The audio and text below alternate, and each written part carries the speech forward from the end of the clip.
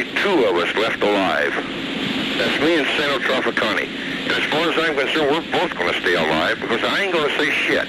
The only thing I'm saying is any of you assholes come near me, you better have a fucking army with you, baby, because I've got my shit together, and I'll blow the first one of you motherfuckers away that even comes near me. And that you can put in print.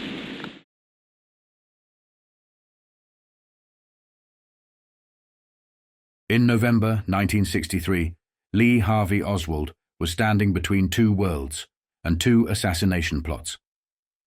One was the same obsession that had driven him for years, the idea of infiltrating Cuba and killing Fidel Castro. The other was darker, whispered through the underworld, carried by smugglers, gamblers, and exile networks alike. If Kennedy ever came to Dallas, he would never leave alive. Oswald knew about both. He had spent years drifting between causes and handlers, convinced his Marine training and his strange brush with the CIA made him indispensable to someone's mission. Since 1959, he had been in and out of operations, some real, some half-imagined, but enough to make him believe he had a purpose. His first major assignment, if you could call it that, had been to go to Russia. The story was that he would bring limited naval intelligence, bits and pieces picked up while stationed in Japan, mostly about radar systems and reconnaissance flights over Soviet territory. He had been drilled on what to say if questioned by the KGB. Simple phrases, a rehearsed script. But when he arrived, the act fell apart. The Russians had their own spies in America. They already knew about U-2 spy missions, radar tracking systems, and every operation Oswald thought he was exposing.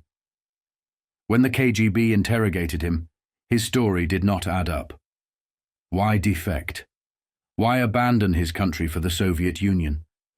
His answers were vague, clumsy, and did not ring true.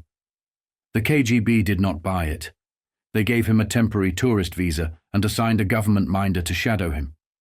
When that visa ran out, they told him to pack up and go home.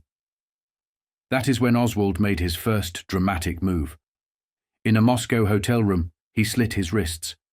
He only survived because his minder, a young woman, noticed he had missed dinner and went to check on him. She found him unconscious in the bathtub, blood everywhere. He was rushed to the hospital, revived, and interrogated again. The Soviets eventually relented. Maybe they saw propaganda value in keeping him around, a so-called defector from the US. They sent him to Minsk, gave him a modest apartment and a job at a radio and electronics factory that handled military work. He married a Russian woman, Marina, and for a while tried to play the role of a loyal worker. But Oswald was restless. The KGB did not trust him. Every step he took was monitored. They warned his Russian friends not to take him hunting anymore after he had nearly shot one of them by accident. When he tried to buy his own rifle, they refused him outright. To the KGB, he was a loose wire in a sensitive installation. By 1962, Oswald was finished with the Soviet dream. He told people he missed America, but the truth was simpler. He could not stand being powerless. In Russia, he was nobody. In America, at least, he could be somebody again. He filed for repatriation, bringing his new wife with him. Back home, he tried to pick up where he left off, ranting about Cuba, trying to connect with the Fair Play for Cuba Committee, handing out leaflets, and angling for attention. But his return was not a clean break. The old contacts were still there, the whispers still circulating. The plan to kill Castro was alive. So was the other one, the one everyone in the underworld already knew. If Kennedy ever came to Dallas, he would be hit. Oswald just had to decide which mission he was really part of. When Lee Harvey Oswald stepped off the plane in 1962, back from the Soviet Union with a Russian wife on his arm, there was no press waiting, no cameras, no questions. Just his brother, standing quietly at the gate. Oswald had expected a scene, reporters, flashbulbs, the works. He thought he would be famous, the young Marine who defected to Russia and came back alive. But the terminal was empty. No one cared. America in 1962 had only one declared enemy, the Soviet Union. But the fight was not just against a country. It was against an idea. Communism, socialism, any system that questioned American capitalism or dared to suggest that wealth should be shared, that workers should be protected, that the poor had rights. That was treated like treason. The elite who ran the country had never forgiven Franklin Roosevelt for giving ordinary people a fair shot. They had spent the years since the New Deal trying to claw back control, over government, over money, over the narrative itself. They did not just want to rule America. They wanted to rule the world. And for that, you needed trillions in today's money, and a population terrified enough to let you have it. In the 1950s, McCarthy's witch hunts did the job. The hearings, the blacklists, the paranoia. It all worked.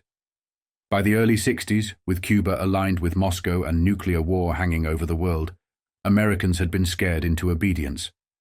20 years after the end of World War II, the planet was once again on the edge of annihilation. So, when Oswald came home from the heart of the enemy, the smart move should have been to interrogate him, tear him apart, and deport his Soviet wife. Instead, nothing. A few questions from the FBI and CIA, and then, welcome home, Mr. Oswald. He was not treated like a defector. He was treated like an asset. The truth was, he had been part of a quiet program since the late 50s, intelligence gathering, sending supposed defectors into the Soviet Union, planting eyes and ears behind the Iron Curtain. Most of those operations failed, but a few, like Oswald's, were tolerated, even protected. And Oswald was not the only one on that plane. Another Marine, another so-called defector, came back the same way. No arrest, no interrogation, just a silent re-entry.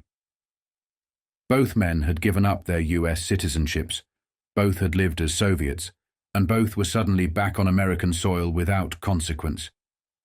It was not incompetence, it was design. Oswald did not see it that way.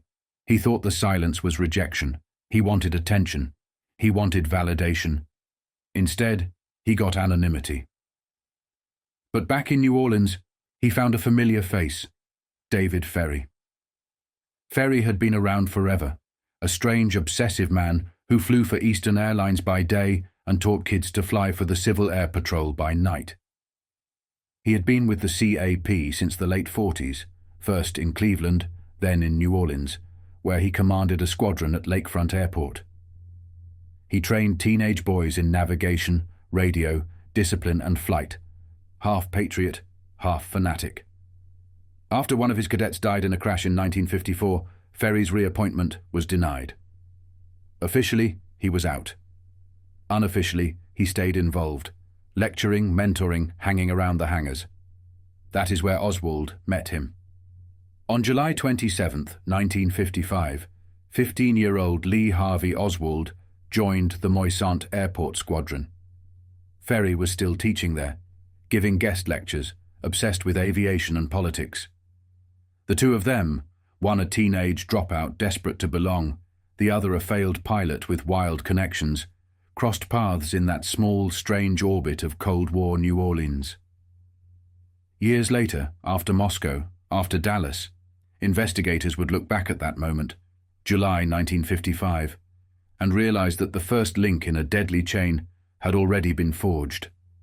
Lee Harvey Oswald had always been a loner, a kid with no father, no real home, and no sense of direction. What he wanted more than anything was someone to look up to. In 1955 he found that in David Ferrie. Ferrie was an oddball even by New Orleans standards, brilliant, intense, and deeply unstable. He was a pilot for Eastern Airlines, a Civil Air Patrol instructor, and a man with connections that reached from the church rectories to the underworld. He was also a homosexual, in an era when that meant living under constant suspicion. Some said he preyed on young boys. Others said he simply took in society's cast-offs. Lost kids, runaways, the ones nobody else cared about. Whatever the truth, Ferry surrounded himself with them, and they stuck around for years. Even after his reputation fell apart, some of those boys still visited his house right up until his death in 1967. When Ferry met the 15-year-old Oswald, something clicked. They trained together in the Civil Air Patrol, flying out of Moisant and lakefront airports. People who were there said the two were close, almost inseparable. Ferry became the father figure Oswald never had. He took him places, showed him things, probably even dragged him through the New Orleans nightlife that a kid like Oswald was not ready for. But Oswald did not care. He had no rules, no supervision, no moral compass. He finally felt like he belonged to something. A few years later, he joined the Marines, the only institution that gave him structure, even if it gave him hell. From the start, he did not fit in. He read Soviet newspapers, talked politics, and questioned the mission. The other Marines thought he was a joke or a spy, and they made his life miserable. But he kept his head down, learned how to shoot, and learned how to survive. The training was brutal. The indoctrination was worse. Like Full Metal Jacket decades later, it was designed to break you, strip away individuality, replace it with hatred, and build soldiers who would kill without thinking. Oswald absorbed all of it.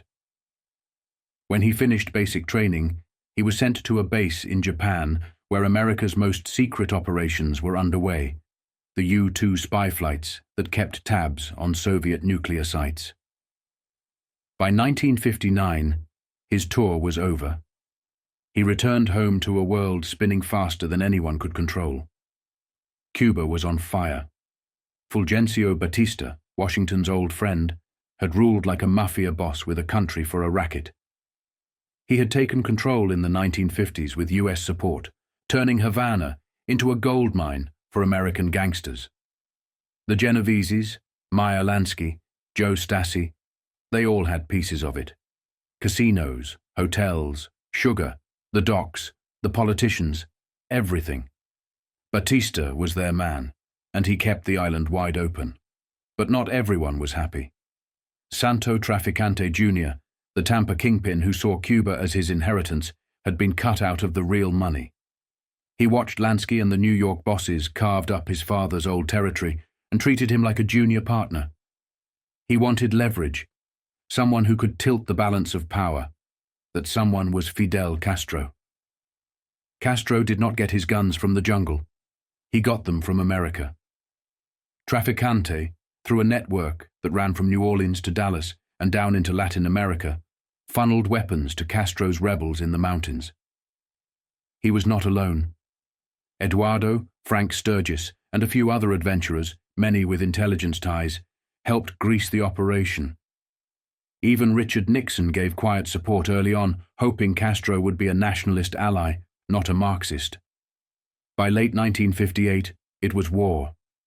Batista and Castro met once in a doomed attempt at peace. But it was like two mob bosses trying to share a city impossible. Batista fled, and on New Year's Day 1959, Castro marched into Havana. For a moment, everyone thought he would be good for business. Then they realized the truth. He was not kicking up to anyone. He was kicking everyone out. The casinos closed. The mob lost its island. The CIA lost its pawn. And the Cold War got hotter. By the time the Bay of Pigs invasion collapsed in 1961 and the Cuban Missile Crisis brought the world to the edge of nuclear war in '62, Lee Harvey Oswald was back on American soil, angry, restless, and ready to prove himself again. The kid who once looked up to David Ferrie was about to walk into history's darkest intersection, where intelligence, organized crime, and politics collided head-on.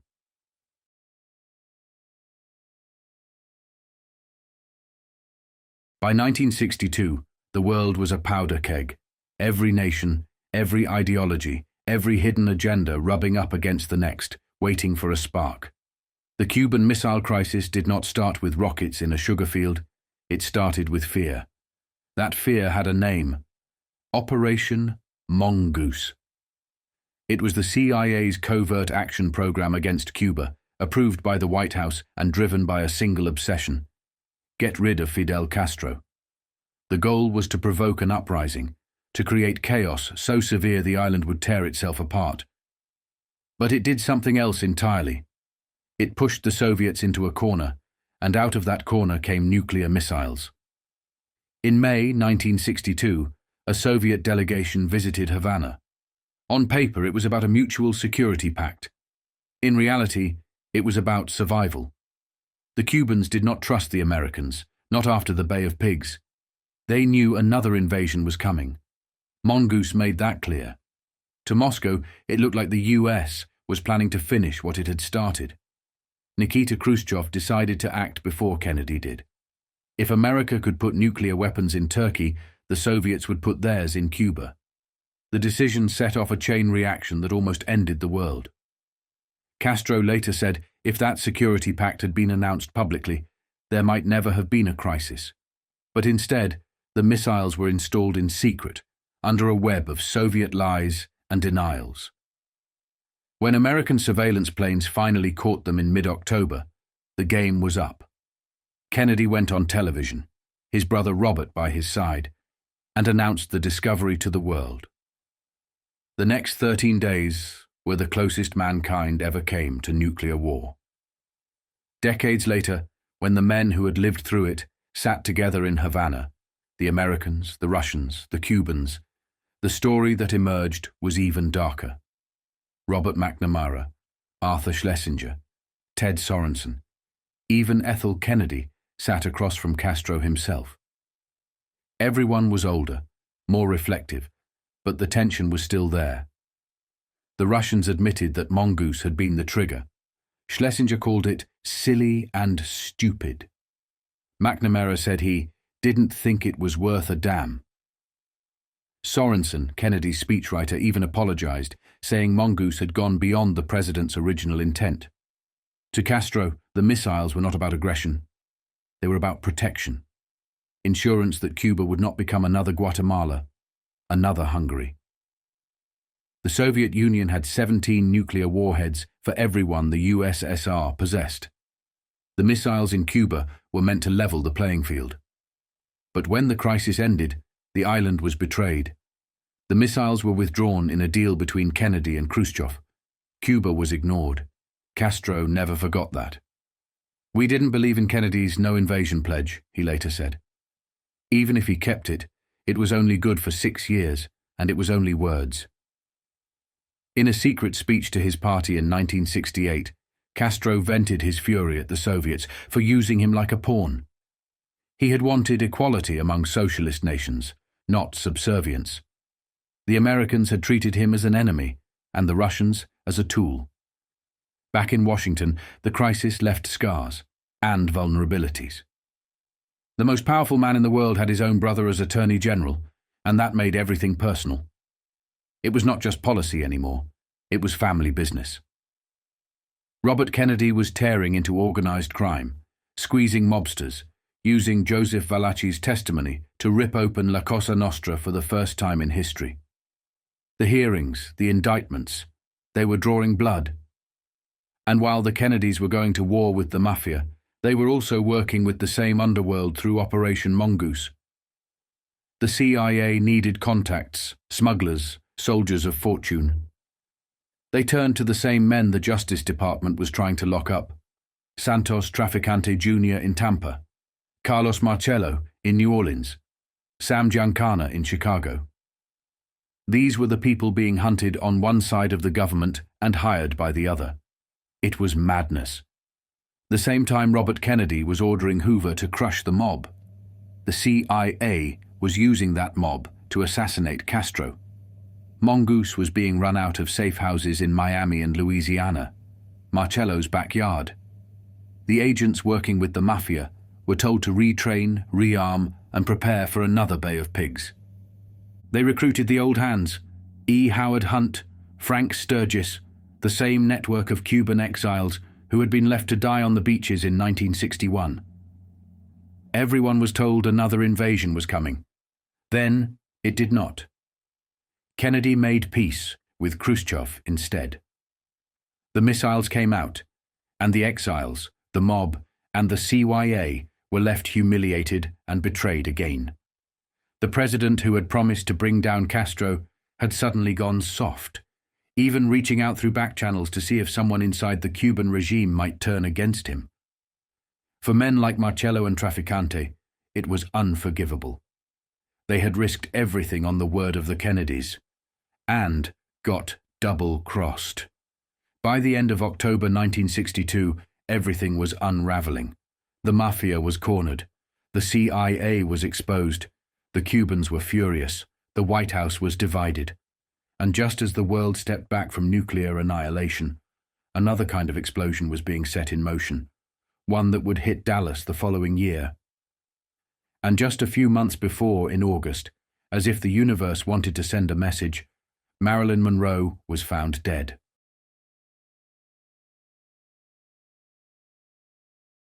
The world has a strange rhythm. It moves forward, but the song never changes.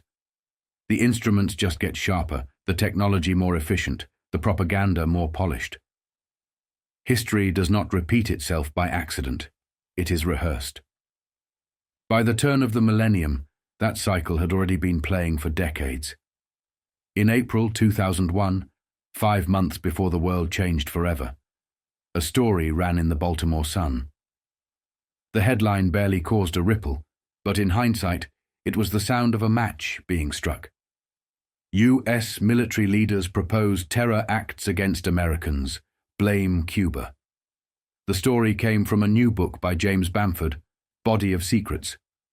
In it, Bamford unearthed a top-secret 1962 Pentagon plan called Operation Northwoods. It was signed by all 5 members of the Joint Chiefs of Staff and presented to President Kennedy. The idea was simple and monstrous: stage terrorist attacks on American citizens and blame them on Castro's Cuba. The plan spelled it out. Blow up a U.S. ship in Guantanamo Bay and call it Cuban sabotage. Stage hijackings. Fake the shoot-down of a passenger jet. Plant bombs in Miami and Washington. Kill Cuban exiles in Florida. Manufacture casualty lists in U.S. newspapers to create what the memo called a helpful wave of indignation. The purpose? To give the public a reason to invade Cuba. Kennedy took one look at it and killed it. He called it insane. Army General Lyman Lemnitzer, the chairman of the Joint Chiefs, had pushed hard for approval. When Kennedy refused, Lemnitzer tried to destroy every copy. But the paper trail survived, buried deep, declassified decades later, and then printed in the spring of 2001, just months before 2 planes slammed into the World Trade Center and another hit the Pentagon. It was almost prophetic. Bamford called Northwoods the most corrupt plan ever created by the U.S. government. Theodore Sorensen, Kennedy's former aide, said he had never heard of it, but admitted it would have been obviously illegal and unwise. Robert McNamara denied it too, claiming he could not believe the chiefs had gone that far. But the documents were there. The same Pentagon that once plotted to fake terror in Miami now existed in a country that was suddenly living through it for real. After September 11th, 2001, America did not ask why. It did not ask who profited. The war machine roared to life again, just like it had after Pearl Harbor, just like it did after the Gulf of Tonkin. Defense contracts, surveillance laws, oil, power, fear. The same corporate and political dynasties that profited from Vietnam, from Cuba, from Iran, were back in business. The same Bush network, the same military-industrial complex that Eisenhower had warned Kennedy about. But this story did not begin in 2001. It began in 1962. Operation Northwoods was born out of the same mindset that created Operation Mongoose, the CIA's campaign of sabotage and terror against Castro. Both came from the same bloodstream, men who believed America's enemies had to be crushed by any means necessary, and both pulled their players from the same shadow world of intelligence, organized crime, and covert finance. New Orleans, Miami, Dallas. Those were the staging grounds. Santos Trafficante, Carlos Marcello, and their syndicates had pipelines running straight into the covert operations of the CIA. They smuggled guns, moved money, and trained exiles. The Mafia had been partners in Mongoose from the start, and if they were willing to fake terror to justify an invasion, how far would they go to protect their rackets, or settle a score? By 1962, America was living two realities. One was the bright, televised image of Kennedy's Camelot, the young president, the shining promise. The other was a hidden architecture of power, the Pentagon, the CIA, and the criminal underworld, all working the same angles under different flags. Kennedy and his brother were trying to cut those strings and expose those networks. But they were also using them. That was the paradox. Inside that maze, a young ex-Marine named Lee Harvey Oswald was drifting between factions, drawn into programs he did not understand. He was connected to Mongoose through the same anti-Castro channels that ran through New Orleans. When the Pentagon dreamed up Northwoods, the blueprint for a false flag war, Oswald became the perfect pawn. And when the government decided not to fake a tragedy, but to make one real, the operation changed names. Instead of a false flag, they raised a real one. Instead of a fake assassination, they staged the ultimate act. They did not blow up a ship. They killed a president. Kennedy's death in Dallas was not an isolated event. It was the culmination of a culture that had already written its own script. From Mongoose to Northwoods, the machinery was in place. Intelligence cutouts, mob assets, Cuban operatives, compromised media. The infrastructure for terror already existed. All they had to do was change the target.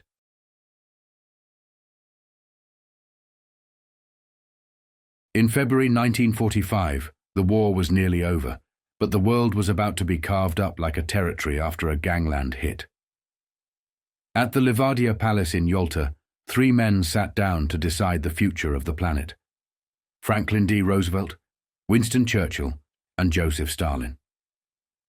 The victors of World War II were dividing the spoils, and everyone knew what was really happening: a transfer of power from one empire to another. The British were finished. They had won the war, but lost the world. The Americans were the new enforcers, the empire in charge. From that moment on, Britain would live under US protection, calling it a special relationship, when in truth, it was tribute. The French tried to hang on too, dragging Washington into colonial wars in Cambodia, Laos, and Vietnam to protect the dying embers of their empire. FDR never wanted it that way. He wanted peace, a world of balance. But when he died, Harry S. Truman, a man with deeper ties to the underworld than most historians care to admit, took over. Truman gave the order that changed history. 2 nuclear bombs dropped on Japan. The message was not just to end the war, it was to announce America's new reign as the global boss. While the world's leaders were redrawing borders at Yalta, another kind of sit-down was happening in the shadows, one that would shape the criminal empire that ran beneath the legitimate one. On October 28, 1943, in New Orleans, Charles "Millionaire Charlie" Matranga, the original godfather of the Gulf, was laid to rest. He had been the patriarch of organized crime in Louisiana, the man who built an empire that mixed rackets and real business until you could not tell one from the other. His funeral was an event, an underworld Yalta. Representatives came from New York, Chicago, Tampa, even Havana. Frank Costello sent men to pay respects. So did the Genoveses, the Stasis, the Trafficantes. Among the mourners was a titan of legitimate industry, Sam Zimmery, the Banana King, the ruthless boss of United Fruit Company. Zimmery had turned a failing fruit importer into an empire that spanned the Caribbean, Central America, and the Gulf ports. He controlled the docks from New York to New Orleans, Boston to Galveston. His ships carried not just bananas, but influence, bribes, guns, and secrets. He relied on men like Matranga to keep the docks moving, the unions quiet, and the product flowing. Zamore used the Mafia like hired muscle, and the mob used him like cover. He called the Ivy League elites fat cats, too soft for the dirty work of empire. He preferred dealing with gangsters, the men who got things done. And in that alliance between Zamore's corporate reach and the Mafia's street power lay the seed of something much bigger. United Fruit was not just a company. It was the blueprint for how business and intelligence would merge. When World War II ended, Zamore and his network of businessmen, spies, and mobsters pushed for a permanent intelligence agency, something bigger and more powerful than the wartime OSS. Their motive was not just national security, it was control. The CIA was born not as a public service, but as a protection racket for the new empire. Its architects were the same kind of men who ran monopolies, oil cartels, and fruit plantations. They feared communism, not for ideology, but for economics. A workers' revolution could destroy everything they owned. They had seen it happen abroad, and even in America, voters had started to turn against corruption. The CIA became their insurance policy, a shadow army to protect corporate interests overseas under the guise of freedom. Zamore's fingerprints were everywhere, from Guatemala to Cuba, from the Bay of Pigs to the coups that followed. He had helped overthrow governments to protect United Fruit's land and profits. He had ties to oil, to real estate, to politicians like Nixon and Dewey. He helped bankroll candidates, shape policy, and even influence Hollywood, which the Mafia used to polish the image of the men they were quietly backing. By the 1960s, the marriage between industry, intelligence, and organized crime was complete. The CIA had grown into the most powerful organization on Earth, an invisible government working for men who did not wear uniforms or badges, but silk suits. John F. Kennedy walked into that world thinking he could reform it. He thought he could expose the corruption without being consumed by it. But by then, the system was too entrenched. The crises he faced, the Bay of Pigs, the missile standoff in Cuba, the unrest in Central America, all traced back to the same machinery that Zamore, the Mafia, and their political protégés had built in the late 1940s. Kennedy was surrounded by it. His administration was infested with men who worked both sides of the street, Wall Street and the underworld, the Pentagon and the ports. Robert Kennedy tried to fight it from the inside. He went after Carlos Marcello in New Orleans, Santos Trafficante in Tampa, and Sam Giancana in Chicago, the very bosses who had once been CIA partners in the anti-Castro campaign. The Kennedys were squeezing the same men the government had used, and that is when the balance broke. The mob, the agency, and the corporate oligarchs decided they had had enough. The Kennedys were threatening to dismantle the very network that held the American empire together: big oil, defense contracts, and global monopolies. The same forces that FDR had tried to tame, the same ones that Truman had empowered, now turned inward. By 1963, the empire FDR had tried to restrain it was running wild, armed, global, and answerable to no one. The Mafia had gone legitimate, the intelligence community had gone criminal, and the White House had become their battlefield. When Kennedy looked out of the window of his motorcade in Dallas, he was not just seeing a crowd. He was staring straight into the machinery of power that had been built in the shadows since Yalta, and by then it was already too late.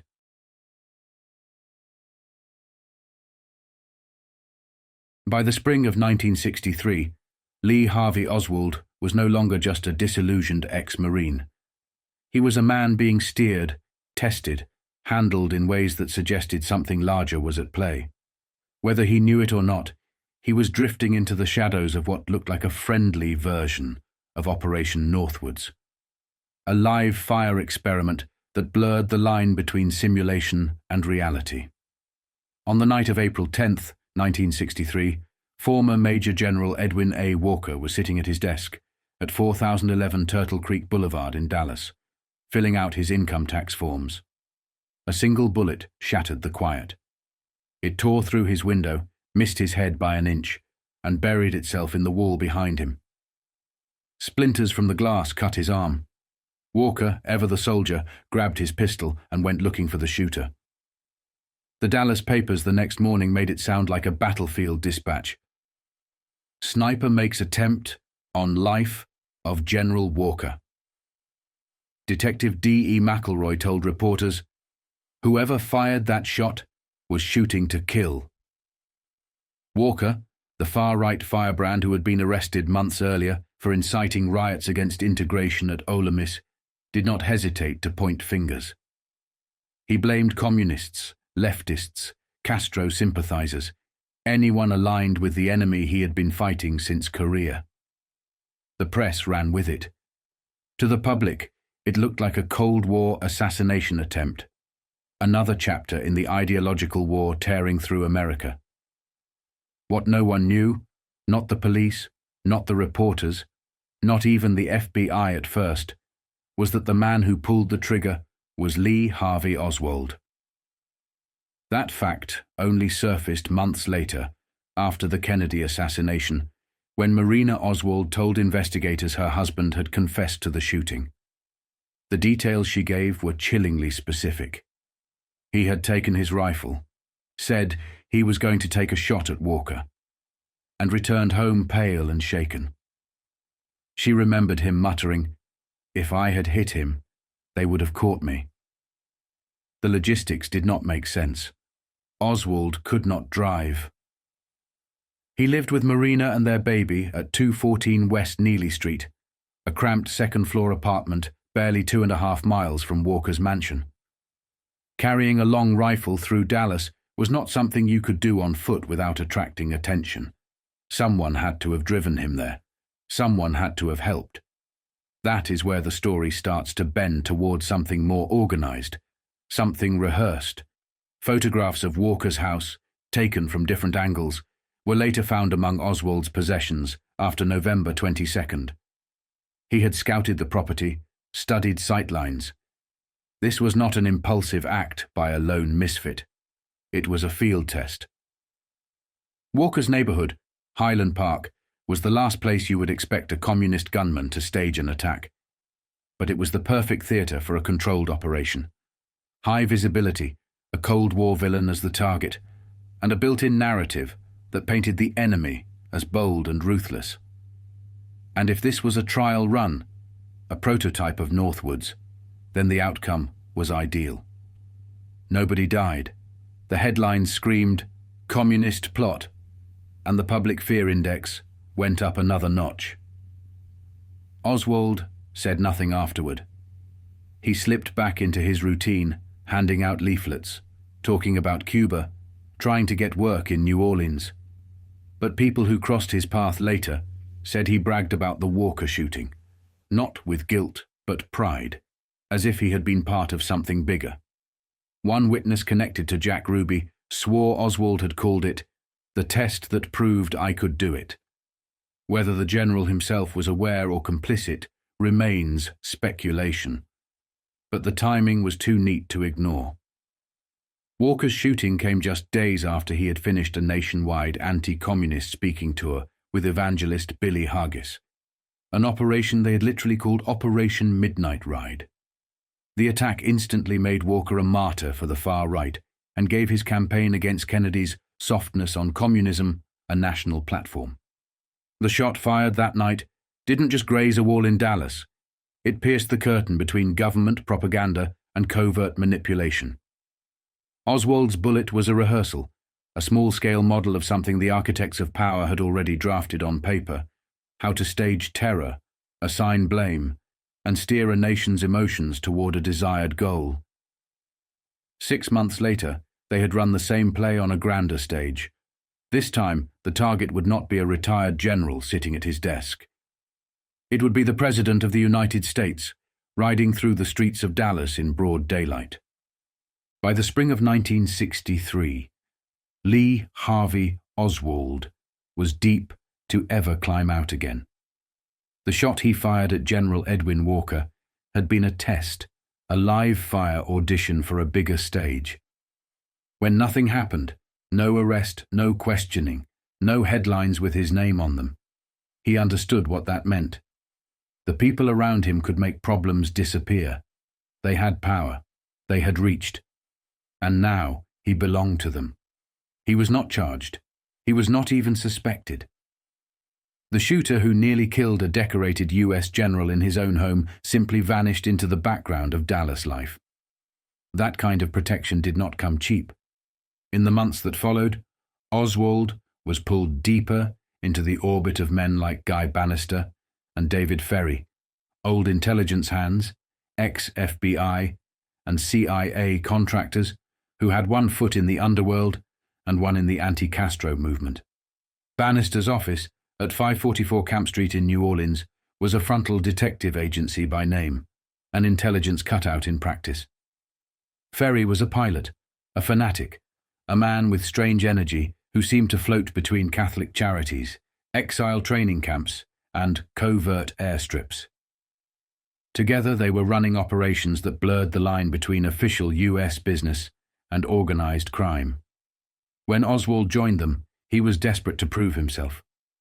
They saw him as a useful freak, a young man with no roots, military training, and just enough idealism to be expendable.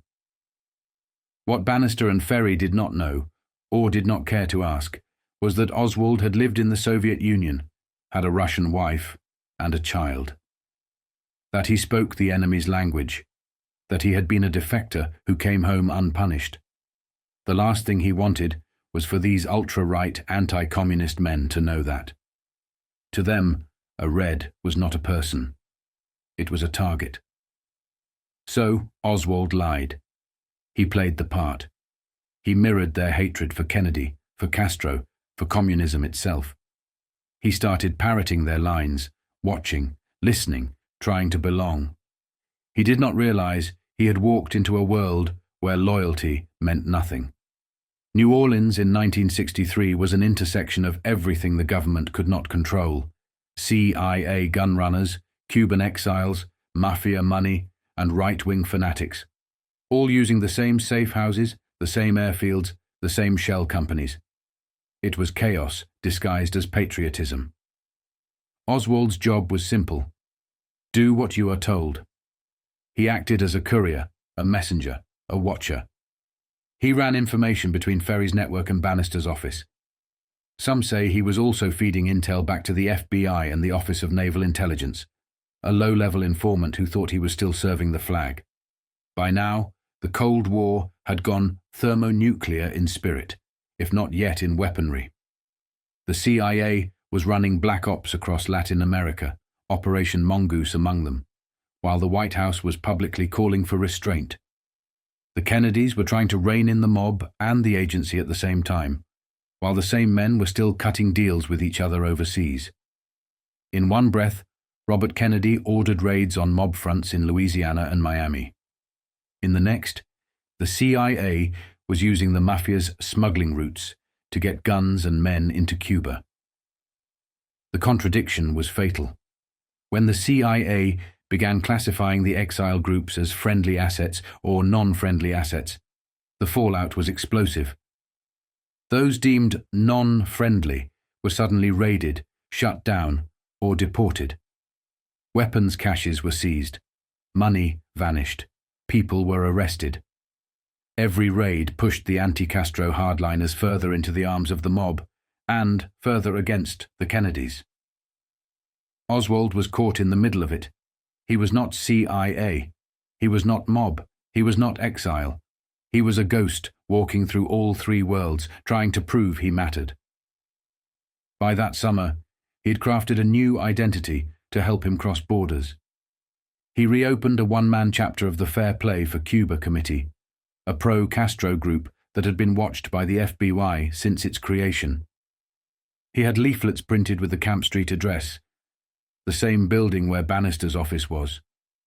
To anyone paying attention, it was absurd. A pro-Castro office operating inside an anti-Castro hub. But that was the point. It was a mask, a setup, an operation wrapped in another operation. On August 9th, 1963, Oswald staged his big scene. He handed out hands-off Cuba leaflets near the International Trade Mart on Canal Street, where Cuban exiles and businessmen passed daily. A scuffle broke out with Carlos Bringuier, a member of the anti-Castro DRE, the Cuban Student Directorate, a group financed quietly by the CIA. Police arrived, confused by the cameras and attention already waiting for them. The arrest was theatre.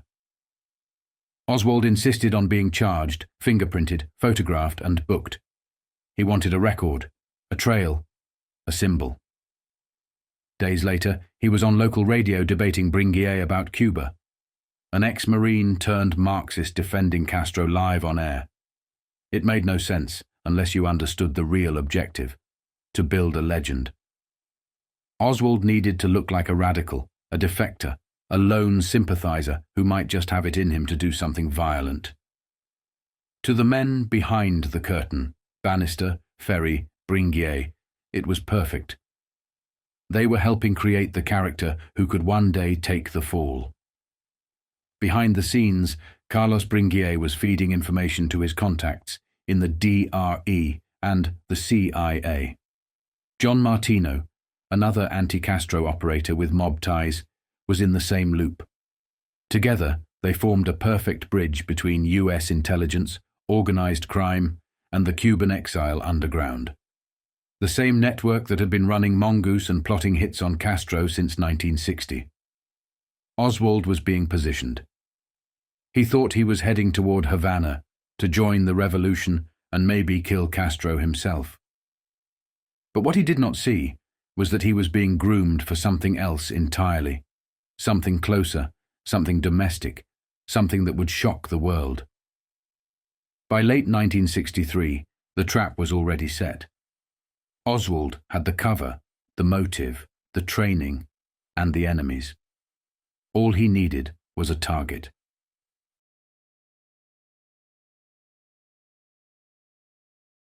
By 1960, the Cold War was not just being fought in jungles or deserts. It was being fought in the shadows, through cutouts, proxies and lies.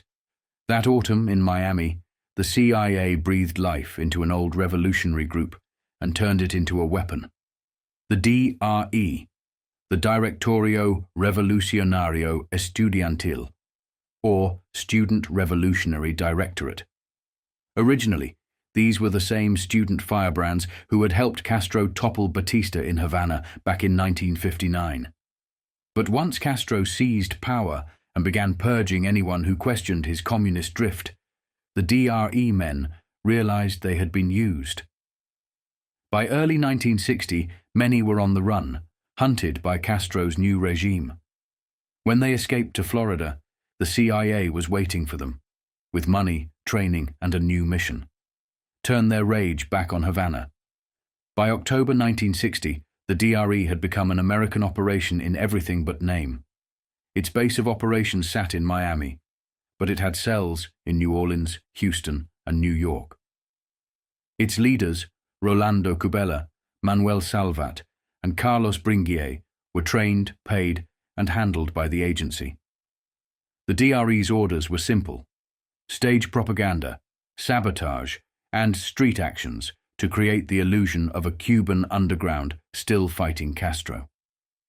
But behind the headlines and pamphlets, something darker was being tested. The DRE was a hybrid, a propaganda arm that shared streets, money, and intelligence channels with organized crime. The same men who helped the CIA move guns into Cuba during the Batista years, Rosselli, Giancana, Trafficante, Marcello, were now moving guns back the other way, this time to arm exiles. Everyone was using everyone. The Mafia wanted Havana back, the CIA wanted Castro gone, and the DRE wanted revenge. By 1963, one of those DRE cells, the New Orleans branch, was being run by Carlos Bringuier. And that's where Lee Harvey Oswald walked. On August 9, 1963, Oswald was arrested on Canal Street for disturbing the peace after a scuffle with Bringuier and two of his men while handing out fair play for Cuba pamphlets. On paper, it looked like a communist agitator clashing with anti-Castro patriots. In reality, it was theatre. The two men had already met several times before. They had talked, traded information, even shared contacts. Bringier's organization, the DRE, was a CIA front. Oswald was playing his part in something much bigger. Even the police officers on the scene could smell it. They saw the cameras waiting before the fight even started. When they hauled Oswald in, they tried to cut him loose with a warning. But Oswald insisted on being charged, photographed, booked, and fined. He wanted a paper trailer performance on record. He was building a legend. That legend would serve multiple masters. On one hand, Oswald was laying the groundwork to get himself into Cuba, posing as a loyal supporter of Castro. On the other, he was helping people like Banister, Ferry, and Bringier create a file that made him look like a communist agent ready-made scapegoat for whatever came next.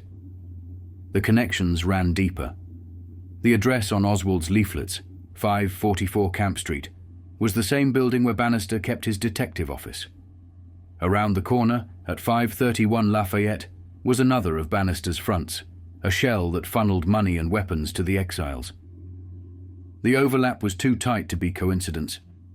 Banister, a former FBI agent and rabid anti-communist, was running black operations with both the CIA and local organized crime.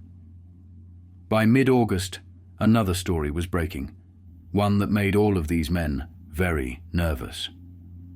Joseph Valachi, a soldier in the Genovese crime family, had begun cooperating with the FBI. His testimony, the first public confirmation of the Mafia's national structure, was leaking into the press.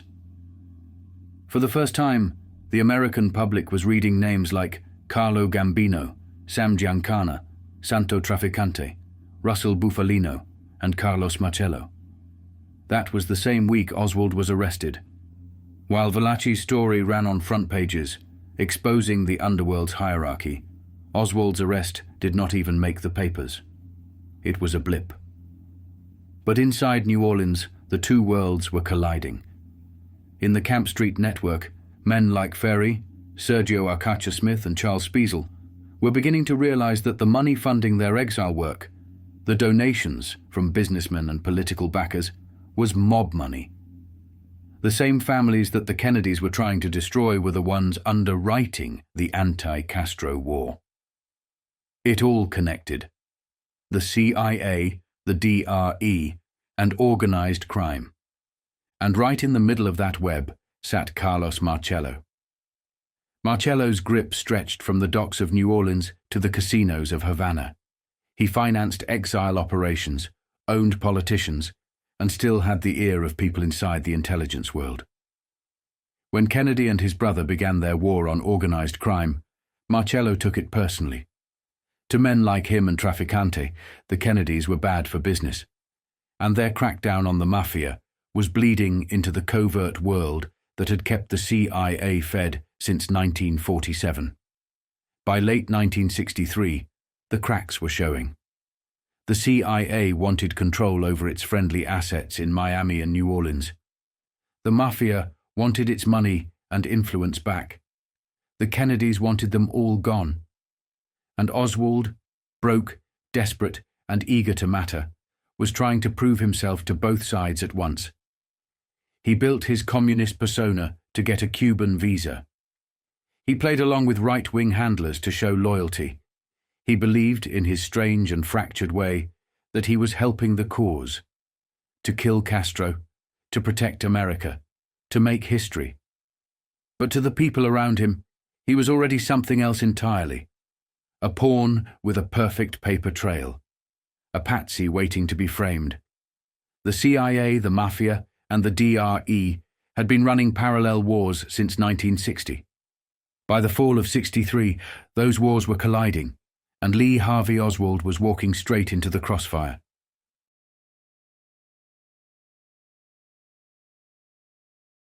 By 1963, the Kennedys had the heat turned all the way up.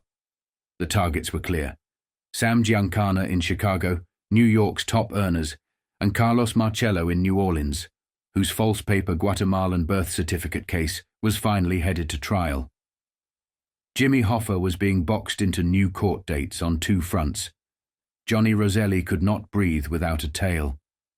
Then, in August and September, the Justice Department pulled its biggest stunt. It put Joseph Valacchi on national television and let the first sworn public description of a nationwide mafia organization hit living rooms coast to coast. At the same time, the Senate Rackets Committee paraded a strippers' union, the American Guild of Variety Artists, across the dais and accidentally spotlighted Jack Ruby's Carousel Club in Dallas. Every one of those moves either fed into or later illuminated what would happen on November 22, 1963. The Bureau's pressure campaign on Giancana was relentless and messy.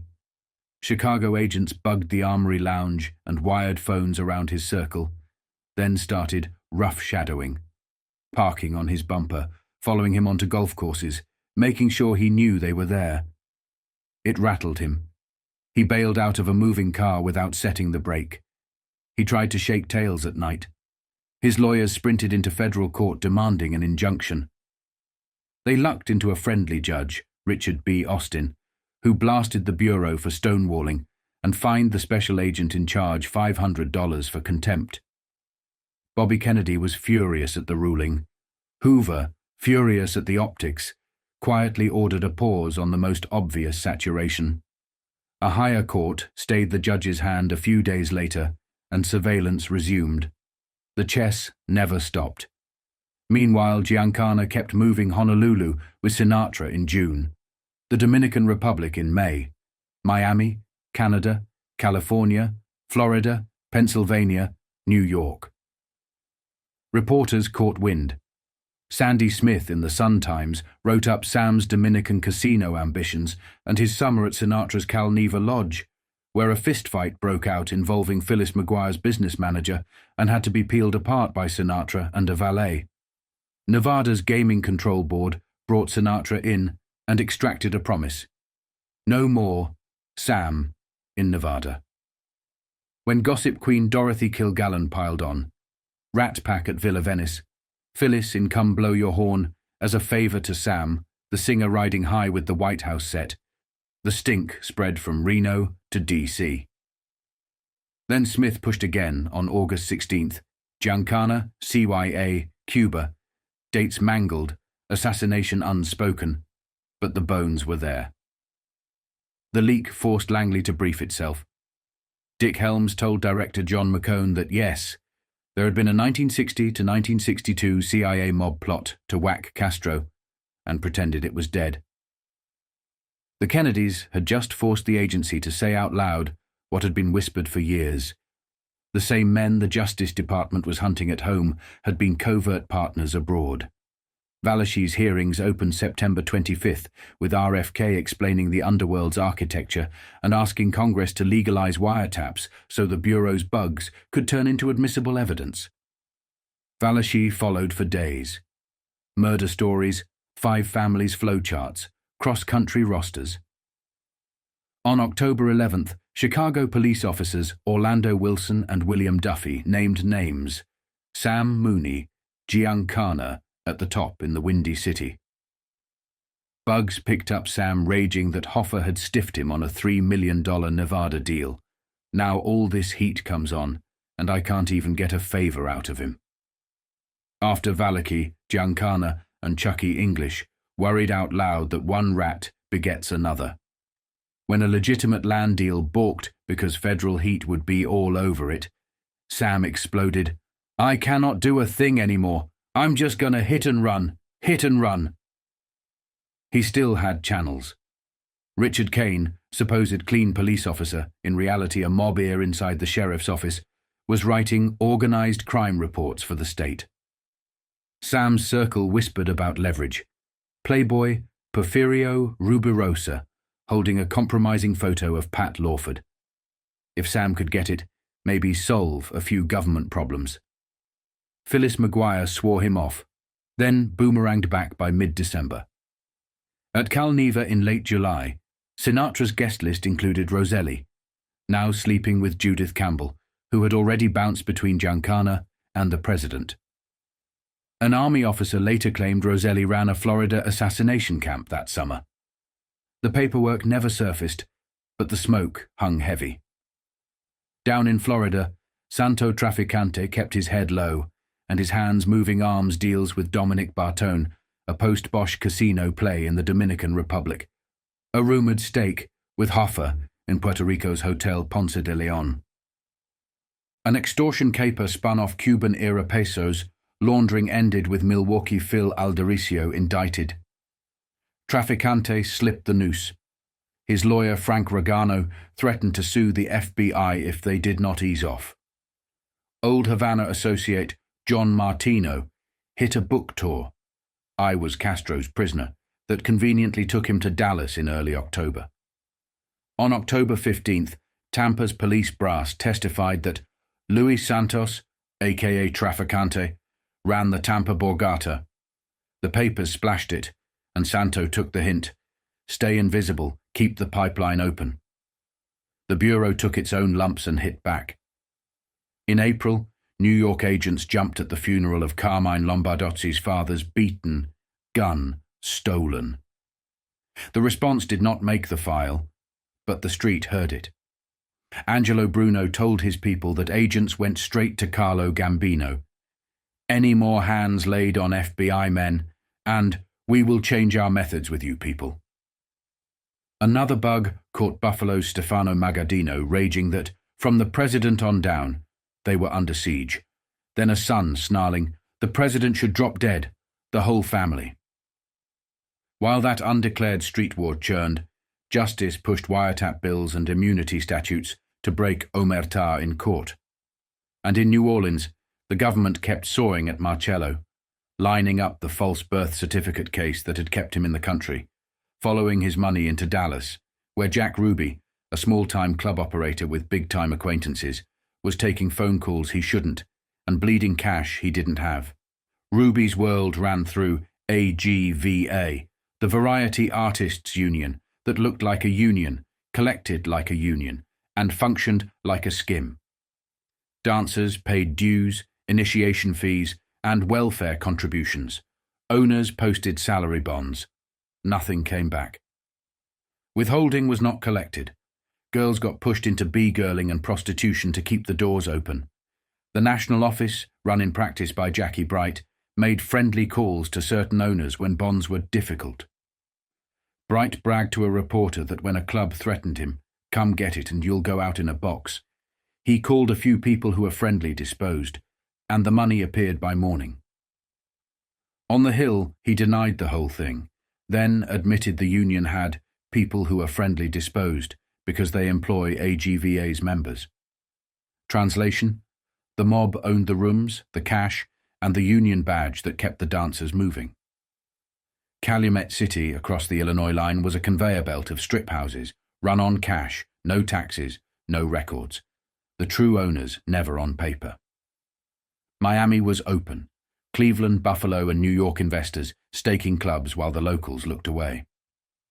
In 1961, AGVA's New Orleans branch used Teamster pickets to bludgeon independents into signing contracts, then ignored every clause once the ink was dry. It was the same national racket, labor veneer, mob core, that Hoffa had perfected. Thread all of it together, the Kennedys squeezing the commission, Valachi tearing the mask off on prime time, Sinatra hauled in over Sam, Giancana lashing out, Trafficante maneuvering, Marcello fighting deportation by any means necessary, Ruby living off a union the mob treated like petty cash, and the picture sharpens. The Bureau's pressure made the bosses paranoid. Justice's showmanship made them angry. The CIA's old marriages to those same bosses over Cuba made everything personal and complicated. And into that crossfire walked a broke ex-Marine who could not stop auditioning for a role, Lee Harvey Oswald, while a Dallas strip club man who owed favors to bigger men than himself kept answering the phone. One night I opened the door for 3 men that came to see one of my sisters. I opened the door. They were in a small hallway with bright lights overhead. The taller man introduced the other 2 men. Leopoldo, He said that was his name. He introduced the American who was in the middle as Leon Oswald, and he introduced the one that seemed Mexican and spoke with a Mexican accent as Angela. The American was introduced as Leon Oswald. That would always be in my mind very clearly. Leopoldo, who had clearly a Cuban accent, called me on the phone, and he tried to be very friendly on the phone with me and was trying to sell me the idea of the American. The first thing that he asked was, what did you think of the American? And actually, I had not formed any opinion of the American at the time. He said, well, you know, he is, we don't know what to make of him. He's kind of loco. He's been telling us that the Cubans should have murdered or should have assassinated President Kennedy right after the Bay of Pigs, and they didn't have any guts to do it. They should do it. And it was a very easy thing to do at the time. The Sylvia Odio incident remains one of the most revealing and most disturbing episodes in the weeks before the Kennedy assassination. It is where the threads of Oswald, the anti-Castro exile networks, and U.S. intelligence operations briefly cross in daylight. In the last week of September 1963, while Lee Harvey Oswald was supposedly en route to Mexico City, two anti-Castro Cubans knocked on the door of Sylvia Odio, a young exile woman in Dallas whose family had been imprisoned by Castro. They brought with them an American whom they introduced as Leon Oswald. Odio later told both the Warren Commission and the House Select Committee on Assassinations that there was no doubt whatsoever in her mind. It was Lee Harvey Oswald. The encounter lasted only minutes. Oswald said little. One of the Cubans, calling himself Leopoldo, phoned Odio the next day and asked what she thought of the American. When she said she had not formed an opinion, he replied, "He is kind of loco. He is a Marine, a marksman. He would be a tremendous asset to anyone." Then Leopoldo added something chilling. The American had said that the Cubans should have shot Kennedy after the Bay of Pigs, that they didn't have any guts, and that we should do something like that. That phone call, coming less than 2 months before Dallas, left Odio with the unmistakable impression that she had just brushed against a conspiracy. But there was one glaring problem. Oswald was supposed to be in Mexico City at that very moment, visiting the Cuban and Soviet consulates. The timing does not fit. Either Oswald was in 2 places at once or someone was impersonating him. Over the years, researchers dug at the mystery of Leopoldo and Angelo.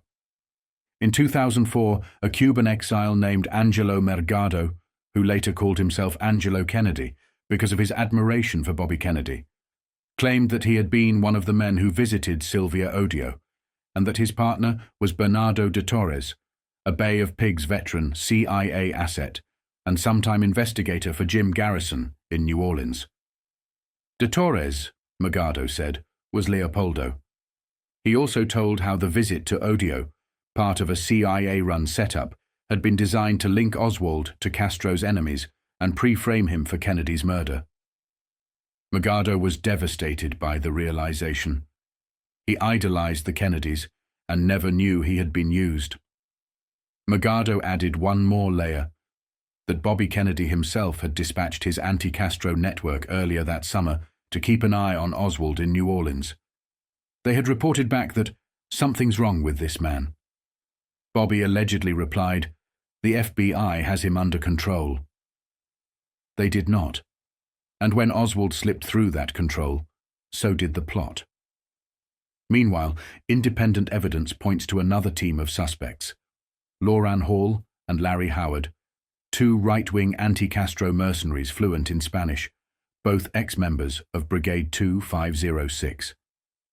Hall later admitted that he and Howard were in Dallas at the time, staying in a motel after hauling a trailer full of arms east from Los Angeles. They claimed the weapons were bound for Miami, for raids into Cuba. But Hall's own statements connected him directly to a Dallas businessman, Mr. Lowe, or Logue, who had posted $5,000 bail when Hall was briefly jailed.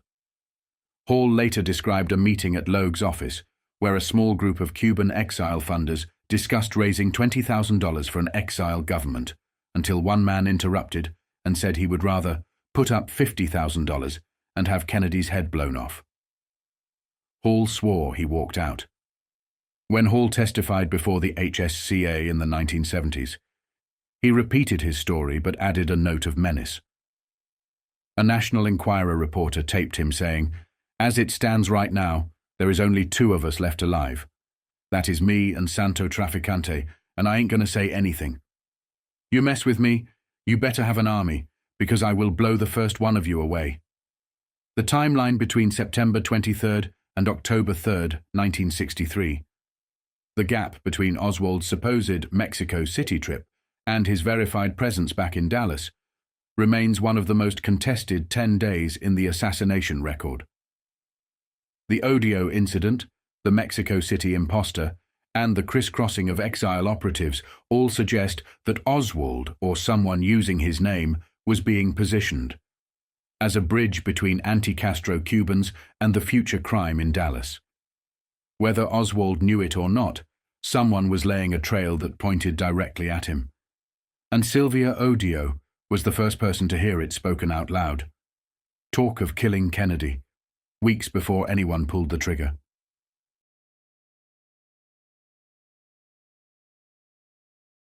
By autumn, the paths had converged. The White House was still turning up the heat. The mob was done playing defense. The intelligence crowd was trying to hide yesterday's sins while navigating tomorrow's. And Dallas, wired into Marcello's world, staffed by AGVA girls, haunted by Ruby's tabs, was the stage.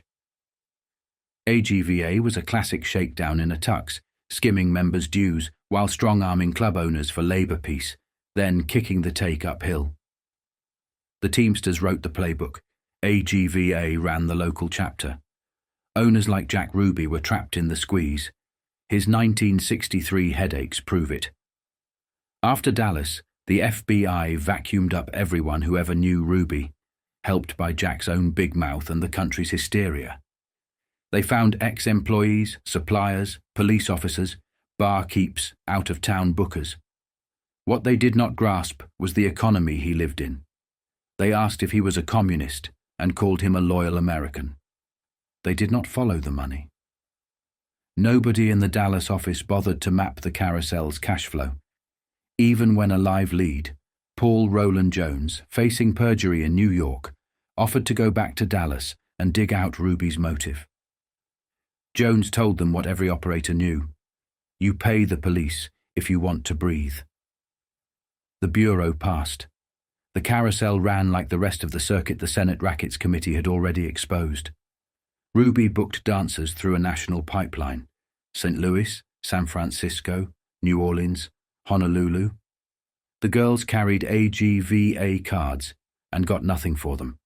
They hustled drinks, worked the floor, and after hours, turned tricks. One former employee told a Texas reporter how it ran. Jack pushed bottle service. Cheap champagne with the label hidden under a bar towel. Promise what you had to promise. Then sit there drinking from frosted glasses of ice water while the customer paid for the show. Tips, and whatever you could steal, made the nut. Protection was policy. Ruby courted the Dallas PD, sent word he needed off-duty muscle, and comped generously. A friend of Louis McWillie said Ruby routinely asked a police officer to funnel him bouncers. A club boxer said Jack knew half the department by name and repeated the rule: keep the police happy, and you keep the doors open. A GVA's local men did not hurt either. James Henry Dolan, 58 to 61, and Thomas Palmer, 61 to 63, looked the other way. The FBI already had Dolan pegged as a Denver heavy who had worked Trafficante's muscle in Florida and tied in with Marcello's man, Nofio Pecora, in New Orleans. 2 witnesses, including a stripper, said they went to AGVA after Jack slapped them. The union told them to forget it. Jack's police juice was too strong. From 1949 to 1963, Ruby racked up arrests, disturbing the peace, concealed weapons, liquor beefs, a civil assault, and walked with fines. Cost of doing business. Timing matters. Ruby opened the carousel in 1960, less than a year after he'd crossed paths with Santo Trafficante inside Havana's Trescornia detention camp. The paper on ownership stayed foggy by design. Besides Jack, files name Ralph Paul, a restaurateur and Ruby's closest business friend, plus brothers Sam and Earl, Ruby and Jones. Paul told the FBI he fronted Jack roughly $5,000 and never saw a penny back, but he would not put his name on a legal stake. Sam and Earl denied involvement. Jones admitted talking business with Jack as late as November 1st. The carousel ran cash only as expected, but two hard markers surfaced after the assassination. A letter in Ruby's car to a New York AGVA official bragging about $5,300 net in August 1963 after rent, with September about the same. Call it $50,000 to $60,000 a year. When police officers grabbed him for killing Oswald, Ruby had $2,020 in his pockets and $837.50 in the car, even though the carousel was dark that weekend. On paper, that kind of cash flow should have piled up. It did not, because Jack lived small. In the 50s, his accountant showed $2,000 to $10,000 a year. He shared a plain apartment, paid rent in cash, and drove used Oldsmobiles. Between 1959 and 1963, he took 6 small car-secured loans, $410 to $3,360, and paid them off on time. He floated his girls when they were short. What he did not do was build assets or pay taxes on time. The carousel threw off cash, AGVA, and the police machine took their cut. Ruby kept the doors open and the heat off. That is the point the Bureau missed. A GVA was not just a lousy union. It was a lever. It milked the talent, leaned on the owners, and greased the local police officers. Ruby was not an outlier. He was the model operator in a national racket where the union card was a collection plate, the police officers were the firewall, and the books were a rumor. By late 1963, Jack Ruby was a man drowning in debts, shakedowns, and bad connections.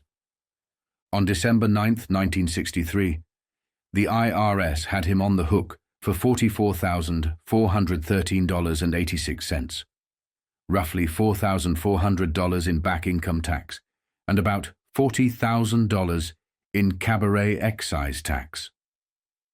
Ruby argued for years that he did not owe it, claiming the carousel was a dance hall, not a cabaret. Another club owner lost a similar case, and Ruby knew his argument was doomed. Desperate, he tried to settle for less than 10 cents on the dollar, borrowing $3,000 from an unnamed friend to buy himself out. He told the IRS his total assets came to just $1,000, his annual income around $6,500 combined from the Vegas Club and the carousel.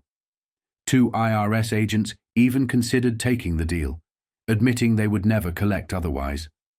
Since 1961, Ruby had been whining about money to anyone who would listen.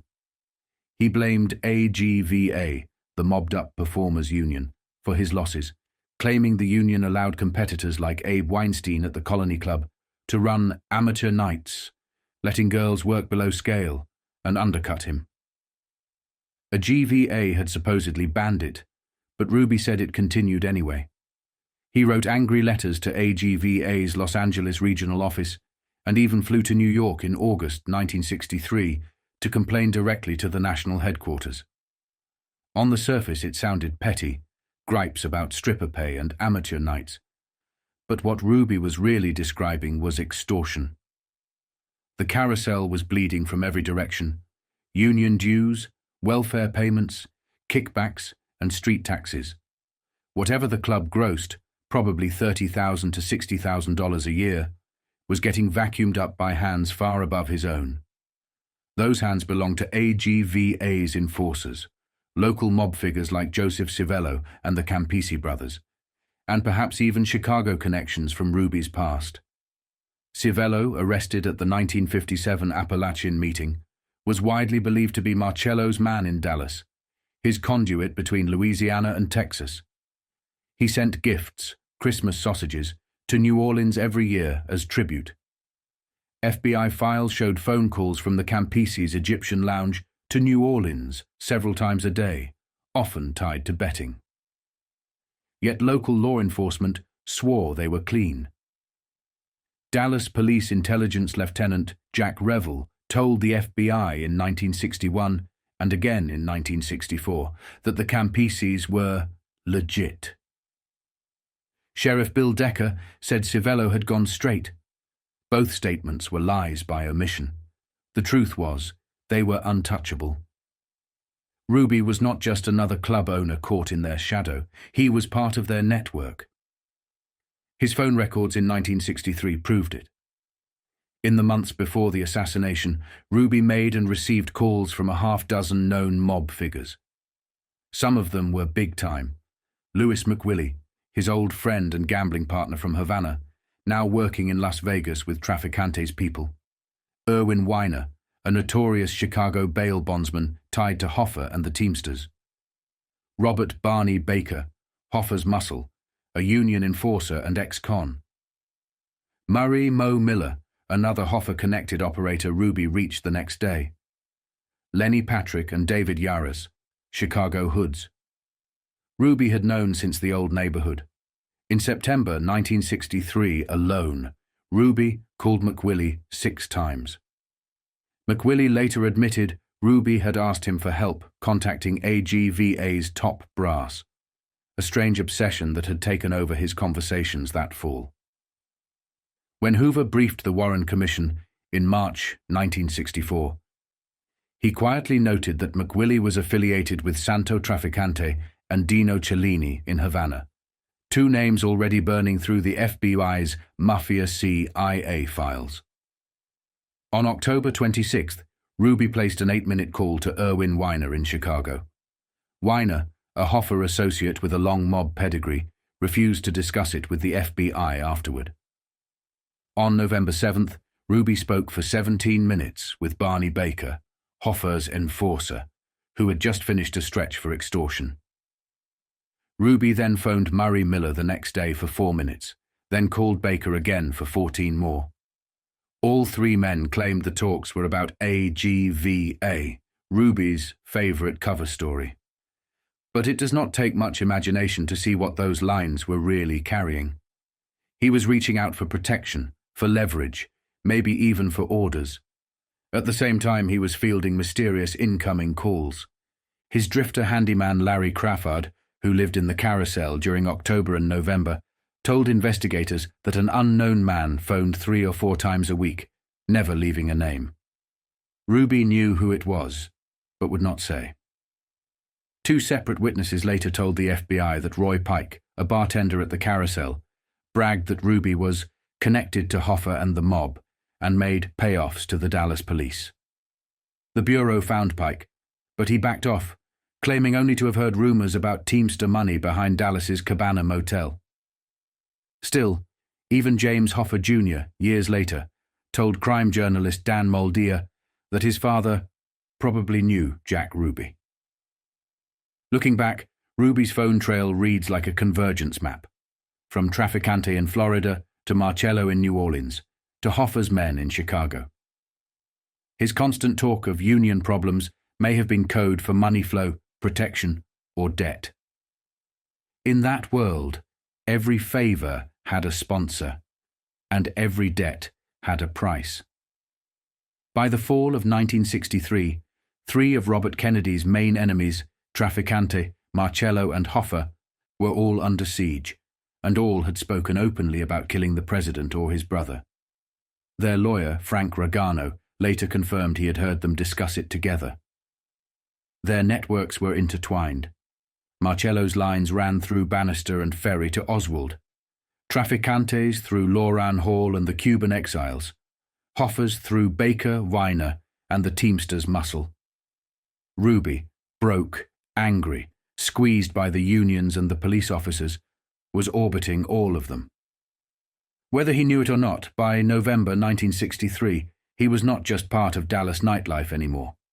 He was on the edge of a conspiracy where mobsters, fixers, and intelligence men overlapped, and where one more job, one more phone call, could change the course of history.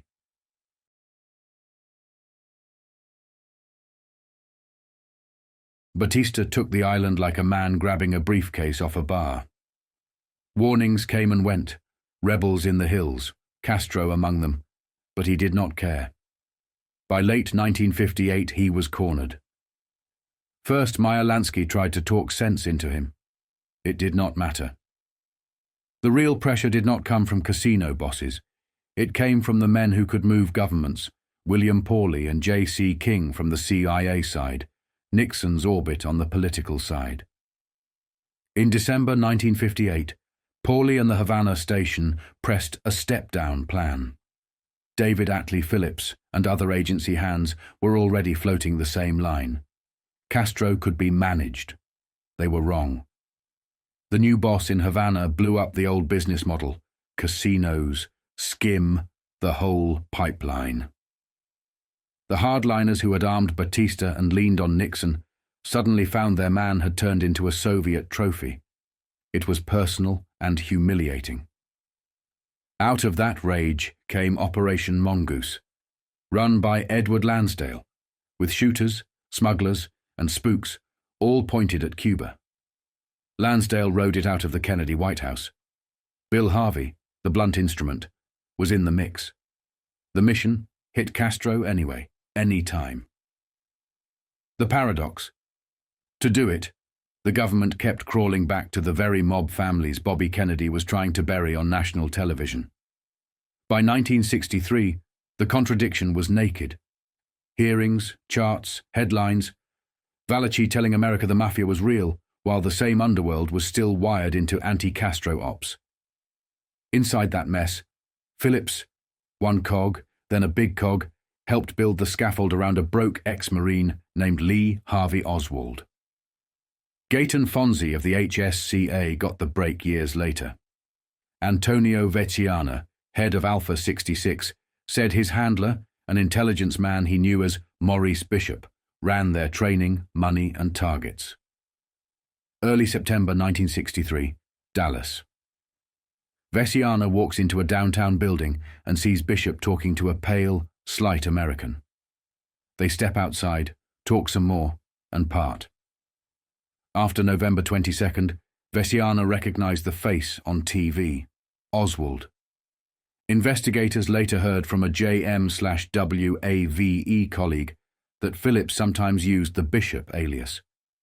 Under subpoena, Veciana would not swear to it. Decades later, off oath, he said it flat. Bishop was David Atlee Phillips. He added another piece. Bishop tried to cast Oswald as a pro-Castro asset, even proposing to pay a Cuban intel relative to remember meeting Oswald in Mexico City. Which brings us to Mexico. End of September, 63. Oswald, or someone using his name, hits the Cuban consulate and Soviet embassy in Mexico City. At Cuban clerk Sylvia Duran's window, he waves a prefab legend. Fair play for Cuba. New Orleans arrest clippings.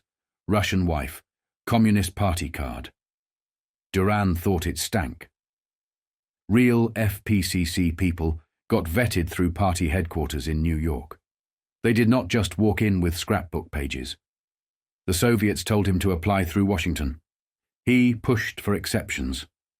A call between the embassies, recorded, showed they did not trust him and were not granting the visa. Then came calls in bad Russian, the name Lee Henry Oswald, and the magic word Kostikov, a KGB officer linked to sabotage and assassination.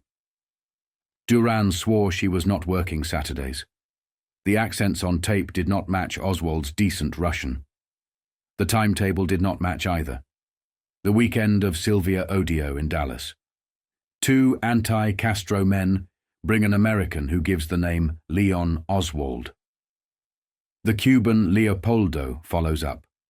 Your American is a Marine, a marksman, loco, said the Cubans should have shot Kennedy after the Bay of Pigs. It sounded like prefabrication, laying a trail to pin Oswald to Castro if the big play worked. When the Mexico gambit failed, no Cuban visa, No clean Soviet transit. Plan B kicked in. Paper the files and salt the record with phone traffic that tied Oswald to the Soviet assassination man. Phillips, newly over Cuban ops, took a TDY to headquarters as Mexico Station churned this traffic. Later, he would say on the record, "The Cubans and Soviets thought Oswald was a kook." They rebuffed him. He went back to Dallas alone maybe, but the files look handled. Back in Texas, Ruth Payne housed Marina and the baby in Irving. The FBI checked in, standard Cold War courtesy call for émigré families. Agent James Hosty learned Oswald now worked at the Texas School Book Depository. On or about November 12th, Oswald delivered a note to the Dallas office. "Stop bothering my wife, or I will blow up the FBI." Hosty later downplayed it. His secretary remembered it clearly, signed by Oswald. "High-grade hired killers don't do that," one veteran said later, meaning that is not a professional cutout, that is a pawn telegraphing confusion. The exile mob lane was heating up too. John Martino, a Trafficante associate who had done 40 months in Castro's prisons, came home in '62, wrote a book, and hit the circuit. Early October 1963, he was in New Orleans, then Dallas. At dinner, watching Cronkite and Huntley Brinkley, he told his son, "If he goes to Dallas, they're going to kill him." On the morning of November 22nd, he told the boy to stay home and keep an eye on the news. After the shots, Martino hit the phone, pushing a line to tie Oswald to Castro. The rest came fast. Shots on Elm Street, Parkland, the press room in shock. Oswald pulled screaming from the Texas theater after Officer Tippit was killed. The DA's office hedged. The rumor mill did not. If the original blueprint called for Oswald to rendezvous and disappear, a clean body drop to anchor the Castro story, that part blew up. He lived to be booked, paraded, and quoted. All the while, the bigger battlefield had not changed. Lansdale, running Mongoose out of the West Wing. Harvey and the old guard keeping one foot in Miami safe houses. Phillips choreographing the Cuba desk. And the mob, Marcello, Trafficante, Hoffa, raging under Bobby's spotlight.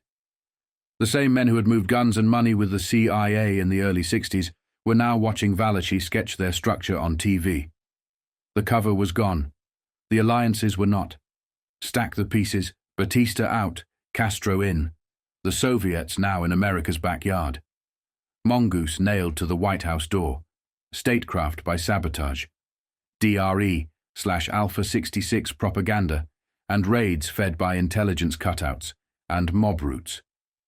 A Dallas sighting of Oswald with anti-Castro operators, Odio, while an Oswald voice rings Soviet lines in Mexico. A handler footprint, call him Bishop, call him Phillips, nudging the legend toward Havana. A patsy's trail thick with FPCC paper, Mexico cables and Cuban talk, just in case the story needed to prove itself on the evening news. Kennedy never solved the paradox. He tried to use the very network he was exposing, a secret society of mafiosi and made men in suits, to topple Castro, while his brother tried to put them in prison. In that contradiction sat the plot's oxygen. Phillips, conflicted, careful, denials on the record, hints off it, became the final hand placing Oswald where he needed to be. Vetsiana saw the sidewalk meeting. Duran saw the phony. Odio heard the threat. Hosty got the warning. Martino predicted the hit. On November 22nd, 1963, the legend snapped into place. The old boys got their reputation back. The country got its tragedy.